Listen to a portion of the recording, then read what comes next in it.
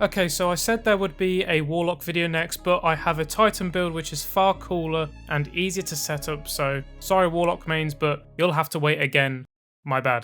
Anyway, my name is ERATTIC, and today we will be taking the world by storm with storm grenades using a PvE Arc Titan build. Remember, if you see anything you like in today's video, please be sure to hit the like and subscribe for more. We are currently at 538 subscribers, which is amazing, but I'm looking to see if we can hit that big sub goal of 1000. I'm hoping you'll be the one that gets me there. So in today's video, we will be looking at the build I've put together for Arc Titans, specializing in storm grenades. Remember, this is not the be-all end-all for this particular build, meaning that if you find something equally as good, if not better than what I've got for today, then that's great. Perhaps leave it in the comments for me and the rest of us to know about.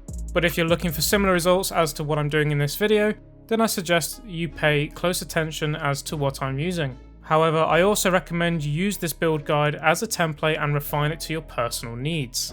The guide will be broken down into the subclass with its abilities, aspects and fragments, then overall stats, then the armor with mods, then the weapons of choice, and finally how the build works and recommendations. So be sure to check all the timecodes within the description of this video. So starting with the subclass, and the super I am using is Thunder Crash, which inflicts a massive amount of damage in a small area or on a target. The abilities I am using are Thruster, Strafe Lift, Thunderclap, and of course Storm Grenades. So the aspects I am using are Touch of Thunder, so your Flashbang, Pulse, Lightning and Storm Grenades have enhanced functionality. More specifically, my Storm Grenades, after detonating, creates a roaming thundercloud that tracks nearby targets and fires bolts of lightning at foes beneath it.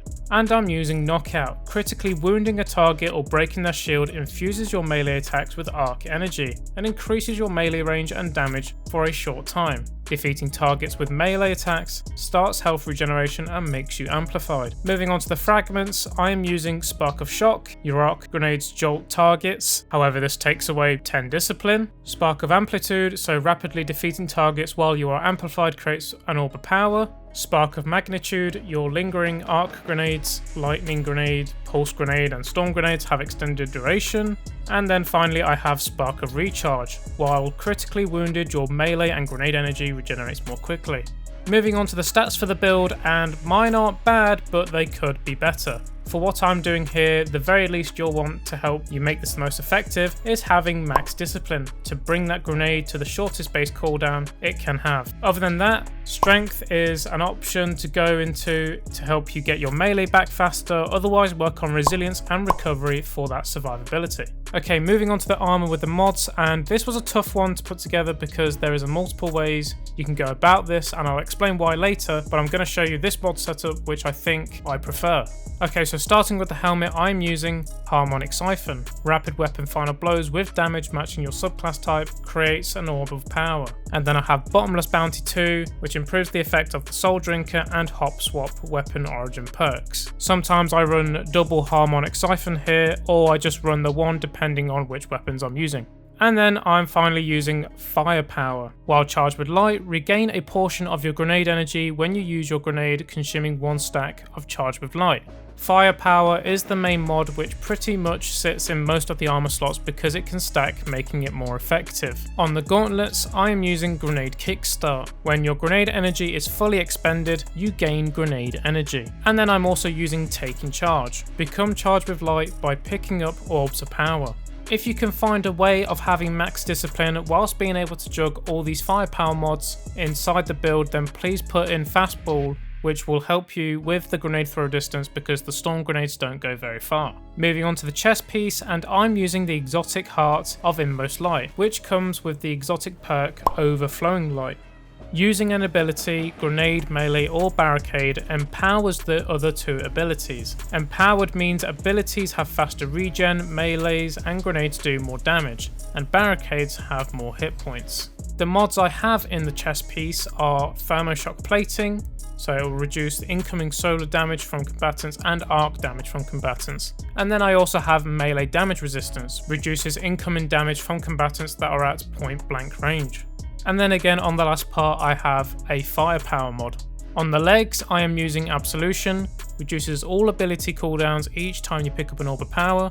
And then finally another Firepower mod. Finally, on the class item, I am using Lightning Strikes twice. After throwing an arc grenade, gain increased grenade recharge for a short time. Arc final blows extend the duration of this benefit. And then I've got in here a bomber mod. Reduces grenade cooldown when using your class ability. For my weapons of choice, I mainly use these three: Heritage, Trinity Ghoul, and Taipan. My Trinity Ghoul helps me get rapid arc kills the fastest way besides my abilities. My Heavy and Special are there for bossing and killing much larger targets than normal. So moving on to how the build works now, and I'm just at the start of the preservation mission as usual to show how much clearer everything works. So what we are trying to achieve with this build is having as much time on our Storm Grenade as possible, whether that is having the Storm Grenade either in action or ready to throw.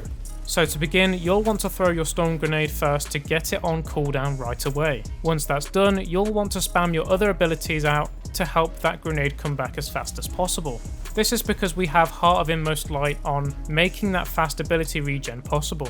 This is why I recommend having that max discipline, making this so much more effective. And that's pretty much it. It's about using your Storm Grenades as much as possible, either on bosses to give you that damage over time, while you're using your power weapons, or to clear a room full of ads as fast as you can. Things like Trinity I'm using are going to really help in combination with Spark of Amplitude to create those orbs and being amplified so we can pick up those orbs, making firepower super useful and helping with our general ability regeneration. Finally, onto the recommendations and what I think about this build. So if you're using this build in a more general way, doing lots of different things, then I recommend having that seasonal mod Lightning Strikes twice, because that grenade regen is extended every time you get arc kills, so your grenade is going to come back a lot more often than you think. If this is also the case, then I recommend running some elemental well mods instead, such as Bountiful Wells and Elemental Ordnance, because this will help with getting your grenade back, because I believe that this might be the better route to take than a Charge with Light mod setup. If you plan, however, taking this into more bossing type of content such as Nightfalls, raids, etc.,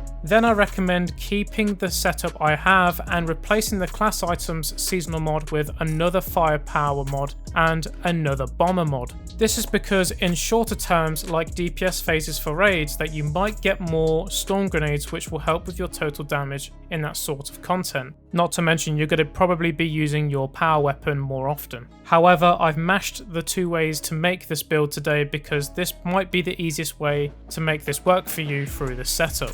Now that I've explained all that, I think you can imagine how good I rate this build.